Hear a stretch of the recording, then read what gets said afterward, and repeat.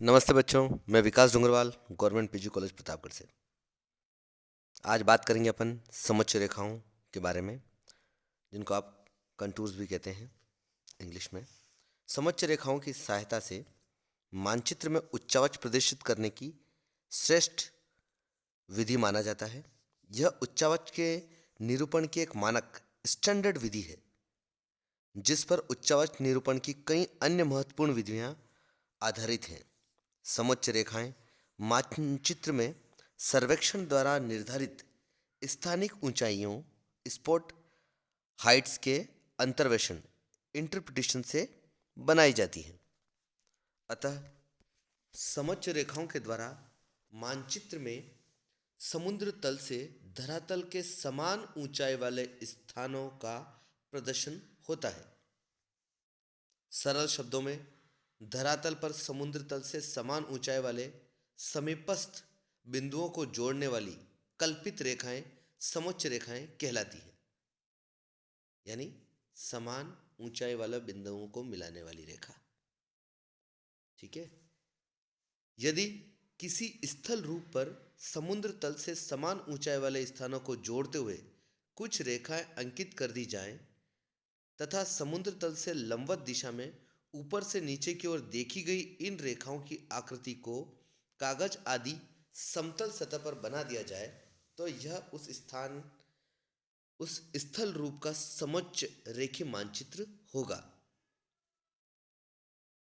समोच्च रेखीय मानचित्र में किन्हीं दो उत्तरोत्तर समोच्च रेखाओं के मानों का अंतर समोच्च रेखांतराल कहलाता है।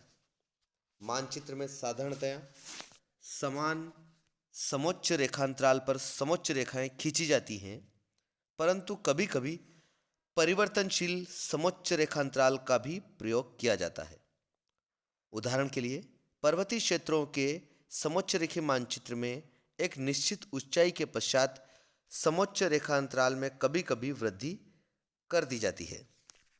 कुछ विद्वान केवल छोटी मापनी पर बने मानचित्रों में ही समोच्च रेखांतराल में परिवर्तन को उचित मानते हैं। इन विद्वानों के अनुसार बड़ी मापनी पर बने स्थलाकृतिक मानचित्रों में यथासंभव समान रेखांतराल पर समोच्च रेखाएं बनानी चाहिए। समोच्च रेखीय मानचित्र को देखकर प्रवणता का सहज अनुमान हो जाता है। चूंकि समोच्च रेखाएं समुद्र तल से विभिन्न ऊंचाई वाले स्थानों को प्रदर्शित करती हैं, अतः स्पष्ट है कि मानचित्र में जहां समोच्च रेखाएं पास पास होंगी, वहां प्रवणता या ढाल की मात्रा अधिक होगी। इसके विपरीत कम प्रवणता वाले भागों में समोच्च रेखाओं के बीच की दूरी अपेक्षाकृत अधिक होगी। मानचित्र में समोच्च रेखाएं बनाते समय निम्नलिखित बातों को ध्यान में रखना परम आवश्यक है। समोच्च रेखाएं कंप तथा लघु मोड़ों से रहित एवं लगातार एक समान निष्कोण वक्रों स्मूथ कर्व्स के रूप में खींची जानी चाहिए। दूसरा, समोच्च रेखाएं बनाने से पूर्व मानचित्र में अपवाह तंत्र ड्रेनेज को बना लेना चाहिए, जिससे समोच्च रेखाओं को सही सही बिंदुओं से गुजारा जा सके। तीसरा, अधिक ऊंचे क्षेत्रों का उच्चावच प्रदर्शित करने के लिए समोच्च रेखांतराल को सदैव बड़ा रखना चाहिए। चौथा, प्रत्येक समोच्च रेखीय मानचित्र के नीचे समोच्च रेखांतराल लिख देना चाहिए। पांचवा, समोच्च रेखाओं के मान एक सिद्ध में प्रत्येक रेखा के ऊपर ऊंचाई की ओर लिखे जाते हैं। कभी कभी रेखाओं के मान उनके ऊपर लिखने की बजाय रेखाओं को एक सिद्ध में खंडित करके प्रत्येक रेखा के मध्य में उनका फीट या मीटर में मान लिख दिया जाता है।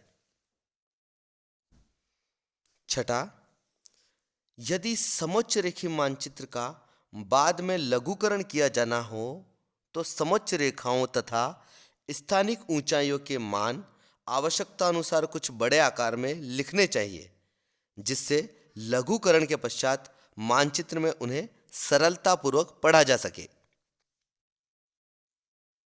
सातवां, यदि अधिक मान वाली किसी समोच्च रेखा से घिरे भाग में कोई गर्त जैसे क्रेटर आदि स्थित हो तो उस गर्त को दिखलाने वाली समोच्च रेखा के अंदर की ओर छोटी छोटी रेखाओं से छायाकरण कर देना चाहिए।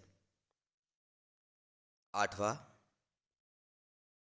मानचित्र में समोच्च रेखाएं एक किनारे से दूसरे किनारे तक अथवा बंद प्रतिरूप में बनानी चाहिए, अर्थात उन्हें मानचित्र में लटकी हुई अवस्था में नहीं छोड़ना चाहिए। नवा, यद्यपि लंबवत ढाल होने की दशा में विभिन्न मान वाली समोच्च रेखाएं एक दूसरे के ऊपर स्थित होती हैं, परंतु विभिन्न मान वाली दो समोच्च रेखाओं को परस्पर काटते हुए नहीं बनाया जाता। यह सबसे महत्वपूर्ण है कि दो समोच्च रेखाओं को परस्पर काटते हुए नहीं बनाया जाता।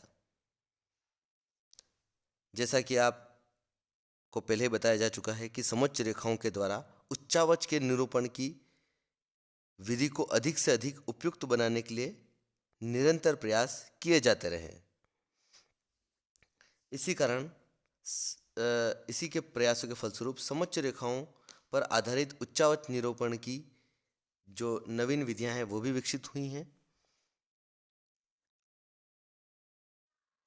प्रथम वर्ष के विद्यार्थियों के लिए ये भी एक महत्वपूर्ण जो चीज़ थी समोच्च रेखाएं, उनको समझना। मेरा मानना है कि आपको अच्छे से समझ में आया होगा। आज के लिए इतना ही।